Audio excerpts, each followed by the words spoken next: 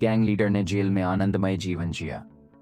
वह व्यवसाय प्रबंधन और विश्व इतिहास की किताबों से भरे एक शानदार एकल कमरे में रहते थे। हर सुबह 6 बजे गार्ड्स उनके लिए जेल के दरवाजे खोलते थे ताकि वह बगीचे में दौड़ सकें।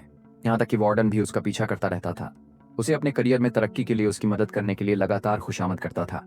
नेता बस व्यंग्य से हंसा और एक अधीनस्थ से फोन लिया। उसके बेटे ने अभी अभी उसे एक शानदार मोटरसाइकिल के लिए धन्यवाद दिया था जो उसे मिली थी, लेकिन अपनी पहली सवारी के दौरान उसे सोंग हाओयोंग नामक व्यक्ति ने टक्कर मार दी। उस दिन सोंग हाओयोंग ने अपनी दिवंगत मां को सम्मान दिया था और घर वापस जा रहे थे। सड़क पर उन्हें अस्थमा का दौरा पड़ा, जिससे उनका ध्यान भटक गया और वह मोटरसाइकिल से टकरा गए। युवा सवार को गंभीर चोट लगी।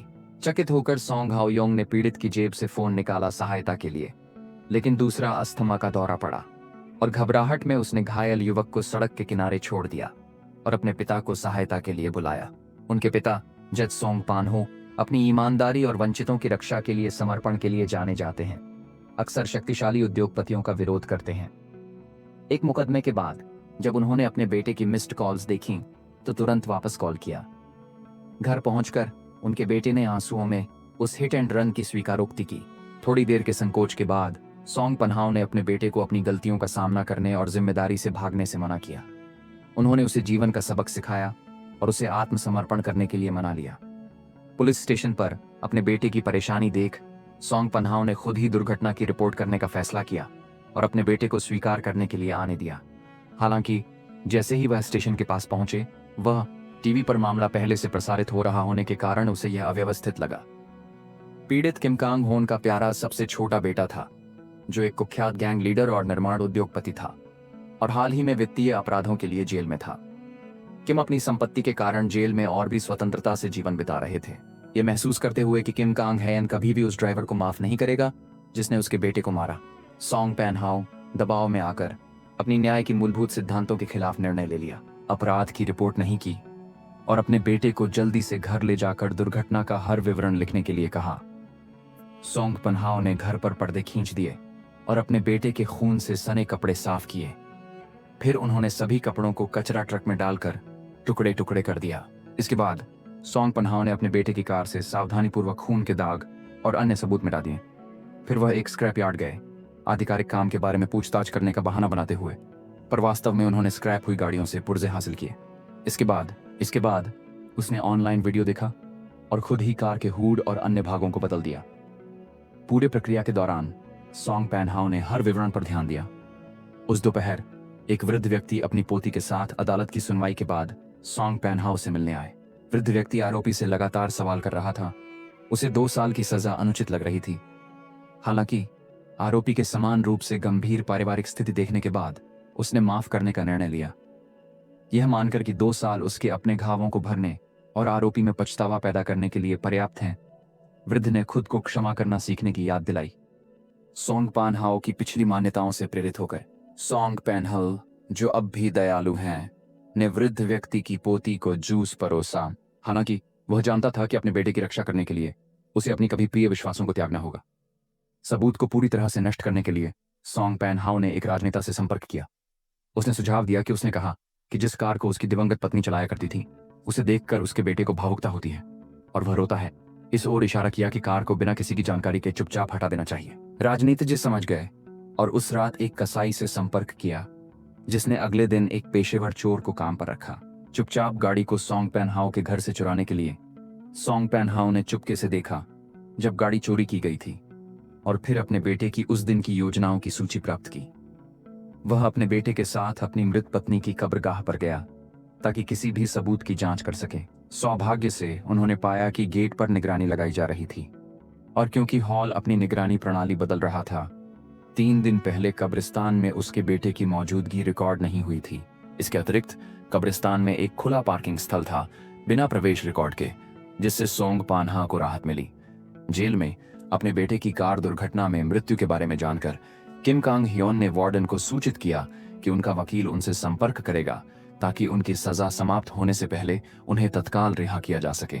जल्दी ही किम कांग ह्यून जेल से बाहर निकला और अपने अनुयायियों के साथ सीधे पुलिस स्टेशन चला गया। पुलिस ने बताया कि दुर्घटना के बाद बेटे में जीवन के संकेत थे और अगर उसे तुरंत अस्पताल ले जाया जाता तो वह बच सकता था। पुलिस ने यह भी बताया कि जानबूझकर हत्या के लिए 10 से अधिक वर्षों की सजा हो सकती है, लेकिन एक साधारण ट्रैफिक दुर्घटना के लिए अधिकतम 5 साल की सजा होगी। उन्होंने फिर रिकॉर्डिंग चलाई जिसमें सोंग हायोंग अपने बेटे के फोन से मदद के लिए पुकार रहे थे। फोन पर हांफते हुए आवाज सुनकर और अपने बेटे के विकृत शरीर को देखकर सामान्य रूप से निर्दयी किम कांग ह्योन आंसुओं में टूट गए, ये कसम खाकर कि वे अपने बेटे की मौत को व्यर्थ नहीं जाने देंगे। अंतिम संस्कार में किम कांग ह्योन अपने बेटे के लिए शोक मना रहे थे जब दूसरी मां से आए बड़े बेटे ने वहां पहुंचकर अपने सौतेले भाई के साथ पुराने विवादों के कारण उसकी सौतेली मां उस पर मौत में शामिल होने का संदेह कर रही थी। उसने सोचा कि बड़े बेटे ने शायद परिवार के व्यवसाय को विरासत में पाने के लिए हत्या की हो सकती है। गुस्से में बड़े बेटे ने अपनी सौतेली मां को घूरा, लेकिन कोई प्रतिक्रिया नहीं दी क्योंकि किम कांग ह्योन ने हस्तक्षेप किया और उसे अमेरिका लौटने और स्थानीय मामलों से दूर रहने के लिए कहा। हालांकि बड़ा बेटा नहीं माना और इसके बजाय अपने पिता की ओर से मीडिया से बात की, अपराधी को पकड़ने का वचन दिया। उस दिन बड़े बेटे ने गुंडों के एक समूह का सामना किया, यह पूछते हुए कि क्या वे इस घटना में शामिल थे। नेत्री, एक महिला, ने इनकार किया, लेकिन बड़ा बेटा दबाव डालता रहा। उसे विश्वास था कि ये बदमाश, जो उसके पारिवारिक व्यवसाय से नाराज थे, उसके भाई से बदला लेना चाहते थे। उसके इनकार के बावजूद बड़े बेटे ने मांग की कि वह अपराधी को ढूंढे या फिर वह उस पर दोष डाल देगा। उस रात बाद में अपने बेटे की स्मृति सभा में किम कांग ह्योन बार बार पुलिस द्वारा दिए गए एक रिकॉर्डिंग को सुन रहे थे। यह उनके बेटे के फोन से था। दुर्घटना के समय की गई आपातकालीन कॉल को रिकॉर्ड करना। हालांकि कॉलर की आवाज रिकॉर्ड नहीं हुई थी। हालांकि किम कांग ह्योन ने ध्यान से सुनने के बाद चौंक गए, जैसे कि उन्होंने एक महत्वपूर्ण सुराग खोज लिया हो। हादसे के बाद सोंग हाओयांग थोड़ी देर के लिए एक मरम्मत की दुकान पर रुके, ये देखने के लिए कि क्या दुकान की निगरानी ने उनके बेटे को पकड़ा। सोंग पेनहाओ अकेले गए, ये झूठ बोलते हुए कि उनकी गर्लफ्रेंड धोखा दे रही है, और मालिक से फुटेज देखने का अनुरोध किया। मालिक ने पहले तो मना किया, लेकिन रिश्वत मिलने के बाद सहमति दी। जब मालिक का ध्यान भटका हुआ था तो सोंग पेनहाओ ने चुपके से फुटेज देखा, जिसमें दुर्भाग्यवश सोंग हाओयांग की दुकान में प्रवेश करने की रिकॉर्डिंग थी। उसने सभी संबंधित फुटेज को हटा दिया जब मालिक को पता नहीं था। दुकान छोड़ते समय सोंग पेनहाओ ने अपने बेटे को सलाह दी कि वह शांत रहे ताकि शक न हो। फिर वह एक परिचित महिला पुलिसकर्मी से मिले, दावा करते हुए कि उनकी दिवंगत पत्नी की कार चोरी हो गई है, और अपने बेटे के लिए चिंता व्यक्त करते हुए जो अपनी मां को याद करता है। उन्होंने उससे अनुरोध किया कि अगर कार मिल जाए तो वह चुपचाप उन्हें सूचित करे ताकि उनके बेटे की कोई गलती छुपी रहे। दुर्भाग्यवश कुछ चूकें हुई। एक चोर सोंग पेनहाओ के सुझाव पर एक राजनीतिज्ञ द्वारा किराए पर ली गई गैंग का हिस्सा, जो सोंग हाओयांग की दुर्घटना में शामिल वाहन चला रहा था। ट्रैफिक नियमों का उल्लंघन करने पर पकड़े गए चोर ने उसे रोकने वाले अधिकारी को रिश्वत देने की कोशिश की। शुरुआत में अधिकारी इस मामले को आगे बढ़ाने में रुचि नहीं रखते थे, लेकिन वाहन के चोरी हुआ होने का पता चलने पर उन्होंने गिरफ्तारी का प्रयास किया। घबराए हुए चोर ने अधिकारी पर हमला किया और भाग गया। उस शाम सोंग पेनहाओ ने अपने बेटे के लिए गर्म खाना बनाया। स्थिति के बढ़ने पर ऐसा लगा कि पिता पुत्र केवल आगे देख सकते थे। आंसुओं से भरे हुए सोंग हाओयांग ने अपने पिता से माफी मांगी। अपने निर्दोष पिता को पाप में खींचने के लिए खुद को दोषी महसूस किया। जैसे ही सोंग पेनहाओ उसे दिलासा देने ही वाले थे, पुलिस महिला आई जो मिली हुई कार की खबर लाई। जब पुलिस महिला से पता चला कि कार चोर ने एक पुलिस अधिकारी पर हमला किया था, सोंग पेनहाओ ने स्थिति की गंभीरता को समझा। आगे की वृद्धि को रोकने के लिए वह जल्दी से वाहन जब्ती स्थल पर कार लेने गए। न्यायाधीश होने के नाते पुलिसकर्मी ने उनसे कहा कि कार लेने के लिए बस अपना नाम साइन कर दें। हालांकि एक अन्य अधिकारी ने पाया कि कार का टायर पंचर है, और निरीक्षण करने पर टायर में एक मोटरसाइकिल कीचड़ गार्ड मिला। इससे पुलिस वाली को संदेह हुआ कि चोर ने हो सकता है गैरकानूनी गतिविधियों के लिए कार का उपयोग किया हो। नतीजतन अंततः सोंग पेनहाओ से पूछताछ के लिए हिरासत में लिया गया। पूछताछ के दौरान उसने झूठ बोला, कहते हुए कि उसके बेटे ने कार को एक दिन पहले चलाया था, जितना कि वास्तव में किया था।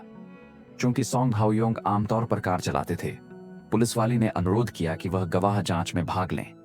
सोंग पेनहाओ के पास कोई विकल्प नहीं था, इसलिए वह पुलिस वाली को अपने घर ले गए, जहां उन्होंने चुपके से अपने बेटे को पहले से तय की गई कहानी के मुताबिक रहने का निर्देश दिया। अपने पिता की सलाह के कारण पुलिस के साथ बातचीत के दौरान सोंग हाओयांग शांत रहे और कोई असंगतियां प्रकट नहीं की।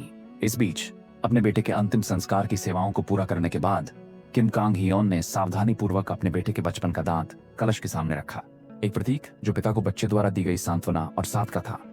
अपने बेटे की मृत्यु के बावजूद किम कांग हियोन अपनी बची हुई परिवार के सदस्यों के सामने आश्चर्यजनक रूप से शांत दिखाई दिए। उनके सबसे बड़े बेटे ने अपने भाई को न्याय दिलाने के लिए अपराधी को खोजने की प्रतिज्ञा की, लेकिन किम कांग हियोन ने उनसे आग्रह किया कि वह अमेरिका लौट जाए। वह, उसकी पत्नी जो अनियंत्रित रूप से रो रही थी, ने उनके बेटे की मौत पर कुछ न करने के लिए किम कांग हियोन को दोष दिया। किम कांग हियोन ने बहस नहीं की, बल्कि अपनी उद्वेलित पत्नी को कसकर पकड़ा और बिना भावना के कहा कि वह गुस्सा नहीं है। उसकी पत्नी ने गुस्से में उसकी आलोचना की, ये बताते हुए कि दुर्घटना में शामिल मोटरसाइकिल वही थी जो किम कांग हियोन ने उनके बेटे के लिए खरीदी थी। उसने उस पर निर्दयी होने का आरोप लगाया, लेकिन किम कांग हियोन ने उसे डांटने दिया। वह भावना विहीन नहीं था, बल्कि वह दुख से इतना अभिभूत था कि अपनी नाराजगी व्यक्त कैसे करे यह नहीं जानता था। उसकी अव्यक्त नाराजगी भीतर गहराई में दब गई थी, यह संकेत नहीं देते हुए कि किम कांग हियोन के पास वास्तव में भावनाओं की कमी थी। अगले दिन किम कांग हियोन ने अपने ड्राइवर से अपने बेटे की दुर्घटना के समय की आपातकालीन कॉल रिकॉर्डिंग चलवाई। रिकॉर्डिंग में बीच बीच में हांफती हुई सांसों की आवाज सुनाई दी। चिंतित थे कि इसे सुनना किम कांग हियोन के लिए दुखदाई होगा।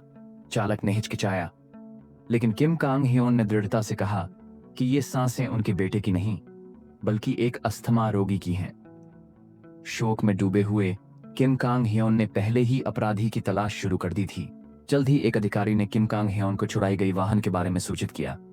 कार के टायर में फंसा मोटरसाइकिल का मडगार्ड उसी मॉडल से मेल खाता था जो किम कांग हियोन ने अपने बेटे को दिया था। आगे की जांच में पता चला कि कार का फ्रंट हुड बदल दिया गया था और दुर्घटना स्थल पर पाया गया बिखरा हुआ फ्रंट हुड वर्तमान कार के उत्पादन वर्ष से मेल खाता था। इसके अतिरिक्त चोर एक गिरोह का सदस्य था जो किम कांग हियोन के गिरोह का प्रतिद्वंद्वी था। अधिकारी ने निष्कर्ष निकाला कि चोर मुख्य संदिग्ध है, जिसकी प्रेरणा गिरोह की प्रतिद्वंद्विता थी। अपने को साबित करने के लिए उत्सुक अधिकारी ने चोर को पकड़ने का स्वेच्छा किया। हालांकि किम कांग हियोन ने अधिकारी को निर्देश दिया कि वह इस खोज को गुप्त रखे और चोर के बारे में सारी जानकारी उसे सौंप दे। स्पष्ट रूप से अध्यक्ष ने नहीं इरादा किया था कि अपराधी को कानून के अनुसार निष्पक्ष मुकदमे का सामना करना पड़े। किम कांग हुन के जाने के बाद अधिकारी ने तुरंत कांग हुन के बड़े बेटे से संपर्क किया और उस दिन की अध्यक्ष की खोजों का खुलासा किया। बड़ा बेटा विचारशील लग रहा था, जैसे कि कुछ योजना बना रहा हो। कहीं और जब उसे पता चला कि चोर उस दुर्घटना का संदिग्ध था, तो उसकी पत्नी बहुत गुस्से में थी। उसकी दृष्टि में लोगों के मूल्य भिन्न होते थे और वह स्वीकार नहीं कर सकती थी कि कोई चोर उसके प्यारे बेटे की दुखद मृत्यु का कारण बना। जबकि वह शोक मना रही थी, किम कांग हियोन एक महिला गिरोह नेता के पास गए जिसे पहले उनके बड़े बेटे ने धमकी दी थी, यह पता लगाने के लिए कि क्या चोर उसके गिरोह से जुड़ा था। महिला ने सीधे जवाब नहीं दिया, लेकिन स्वीकार किया कि उसने चोर से कभी संपर्क नहीं किया था, न ही उसे किम कांग हियोन के बेटे को निशाना बनाने का आदेश दिया था। किम कांग हियोन को विश्वास था कि महिला उसकी अवहेलना नहीं करेगी, लेकिन चेतावनी दी कि वह किसी भी धोखे या झूठ को माफ नहीं करेगा और सहयोग करने पर मदद का आश्वासन दिया। सहमति के बाद वह चली गई। वापसी के रास्ते में उसकी अधीनस्थ ने बताया कि परिषद सदस्य मिस्टर जांग ने हाल ही में कॉल की थी और उनसे दुर्घटना के दिन एक टकराई हुई गाड़ी को संभालने के लिए कहा था। महिला ने चिल्लाते हुए कॉल की सटीक तारीख पूछी। यह जानकर कि गिरोह को संदेह था कि टकराई हुई गाड़ी किम कांग हियोन के बेटे की दुर्घटना से जुड़ी थी, परिषद सदस्य ने उन्हें डांटा, लेकिन अंदर से अपनी सुरक्षा पर संदेह किया। बस तब सोंग पेन्हा मिलने आए, जिससे परिषद सदस्य को परिस्थिति में बदलाव का सामना करना पड़ा। सोंग पेन्हा को फिर से झूठ बोलना पड़ा, स्वीकार करते हुए कि शामिल कार वास्तव में किम कांग हू के छोटे बेटे के हादसे के लिए जिम्मेदार थी, लेकिन झूठा दावा किया कि वही चालक था जो भाग गया। परिषद सदस्य ने सोंग पेन्हा की मदद करने का वादा किया, चोर को विदेश भेजकर यह सुनिश्चित किया कि वह कभी कोरिया वापस न आ सके। यह किम कांग हियोन को यकीन दिला देगा कि चोर ने कैद के डर से भाग निकला और सोंग पेन्हा को परेशानी से छुटकारा मिल जाएगा। कार्यालय में वापस सोंग पेन्हा ने चोर का नाम खोजा, याद करते हुए कि उन्होंने इसे एक पिछले मामले में सुना था। वास्तव में चोर एक मामले में पीड़िता का पति था जिसे सोंग पेन्हा ने संभाला था, जिसकी पत्नी की मौत ने एक छोटी बेटी और बुजुर्ग मां को पीछे छोड़ दिया, जो अब एक दूसरे पर निर्भर थीं। हाल ही में उन्होंने सोंग पेन्हा से मुलाकात की, उनके विवेकपूर्ण निर्णय के लिए आभारी थे। एक शाम जब बूढ़ी महिला और पोती बाहर दिल को छू लेने वाली सैर का आनंद ले रही थी, सोंग पेन्हा अपनी कार में चुपचाप उन्हें देख रहे थे। उन्होंने दादी की सादगी और लड़की की मासूमियत को याद किया और अपनी आंखों में आंसू रोके। सोंग पेन्हा अचानक घर से एक धमाका हुआ जिससे दादी घायल हो गई। सोंग पेन्हा मदद के लिए दौड़ा, अपनी कोट से उस पर लगी आग बुझाने की कोशिश की, लेकिन वह दम घुटने से मर गई। जब वह अंदर लड़की को बचाने की कोशिश कर रहा था, एक और धमाका हुआ, जिससे उसे बेबस होकर आग की तबाही देखनी पड़ी।